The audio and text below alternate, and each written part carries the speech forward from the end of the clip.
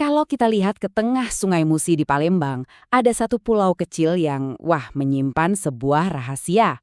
Pulau ini bukan sekedar tanah biasa loh, dia itu saksi bisu dari sebuah kisah cinta abadi dan juga sebuah kesalahpahaman yang berakhir tragis.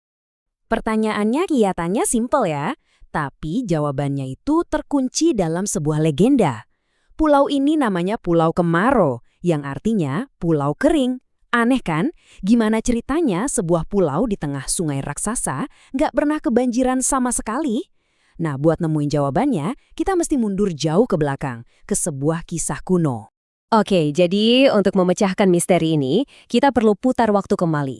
Jauh ke masa lalu saat Palembang itu bukan cuma sebuah kota, tapi bisa dibilang persimpangan dunia. Coba dibayangin zaman keemasan kerajaan Sriwijaya. Waktu itu, Sungai Musi itu ibaratnya jalan tol internasional. Kapal-kapal dari Tiongkok, India, sampai Arab, itu semua lalu lalang di sini.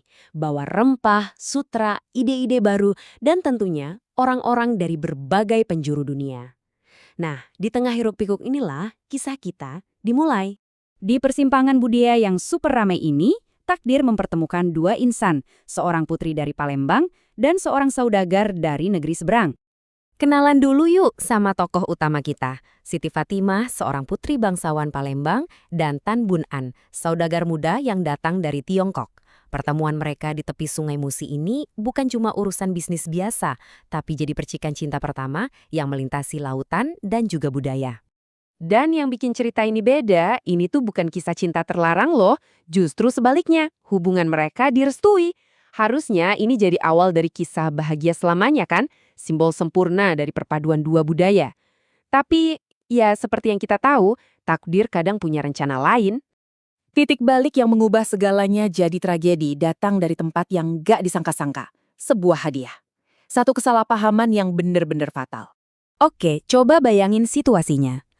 Sebelum Tan Bun An mau berlayar pulang, dia dikasih hadiah beberapa guci besar. Penasaran dong? Dia buka, dan isinya cuma sayuran asin. Dia merasa diremehkan, tersinggung, dan dengan marah dia lempar satu persatu guci itu ke sungai. Tapi, pas guci terakhir nggak sengaja pecah di atas kapal, matanya terbelalak.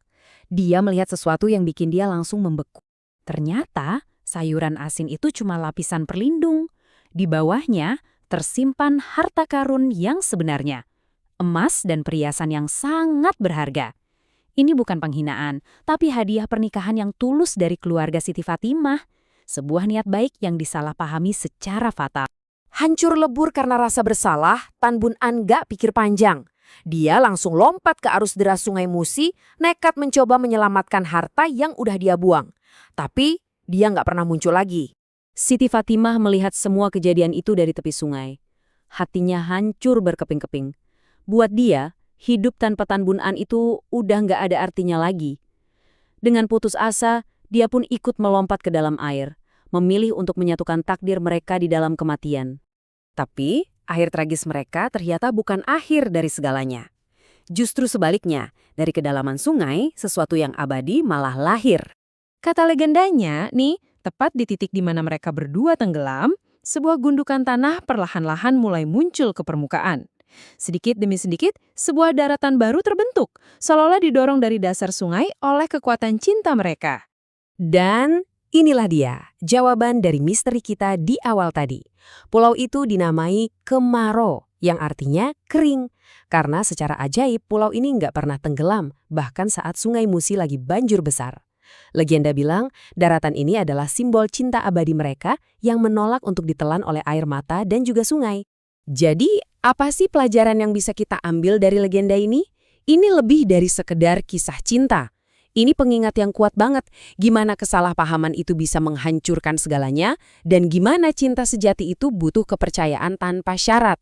Tapi lebih dari itu, kisah ini adalah cerminan indah dari bagaimana dua budaya, Palembang dan Tionghoa, bertemu dan menyatu di kota ini. Kerennya, kisah ini tuh nggak cuma hidup dalam dongeng loh. Warisan Tan Bun An dan Siti Fatimah bisa kita lihat dan rasakan langsung di Pulau Kemaro sampai sekarang. Sekarang, pulau ini udah jadi ikon budaya yang ramai banget.